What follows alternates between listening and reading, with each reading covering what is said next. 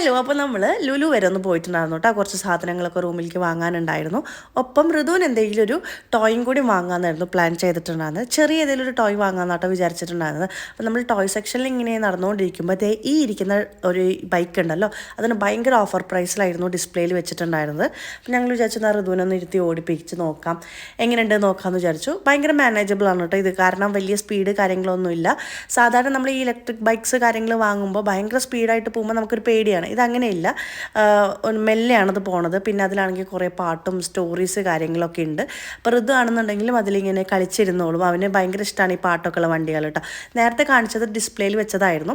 പിന്നെ നമ്മൾ ആ ബോക്സ് അവർ ബില്ല് ചെയ്തതിന് ശേഷം അസംബിൾ ചെയ്ത് വന്നപ്പോൾ അത് ഈ ഒരു കളറായിരുന്നു കേട്ടോ. നമ്മൾ ശരിക്കും സർപ്രൈസ്ഡ് ആയി, കാരണം ശരത്തേൻ്റെ നാട്ടിലുള്ള ബൈക്കിൻ്റെ സെയിം കളർ ആൻഡ് മോഡൽ തന്നെയാണ് കേട്ടോ അവന് കിട്ടിയതും. പിന്നെ നമ്മൾ വിചാരിച്ചു അവന് പിറ്റേ ദിവസം വാക്സിൻ ഉണ്ട്, ഇത് വാക്സിനേഷന് ശേഷം എടുത്തുള്ളതാണ് കേട്ടോ. അപ്പോൾ എന്തായാലും കാറിന്നത് എടുക്കണ്ട, അവിടെ തന്നെ വെക്കാം. വാക്സിൻ ചെയ്തതിന് ശേഷം നമ്മൾ കാറിൻ്റെ ഡിക്കി തുറന്നിട്ട് അവന് സർപ്രൈസ് ആയിട്ട് ഇത് കാണിച്ചു കൊടുക്കാമെന്ന് വിചാരിച്ചിട്ടുണ്ടായിരുന്നത്. അവൻ ഭയങ്കര ഹാപ്പിയായി, ഞങ്ങളും ഹാപ്പിയായി. അപ്പോൾ ഇത്രയേ ഉള്ളൂ.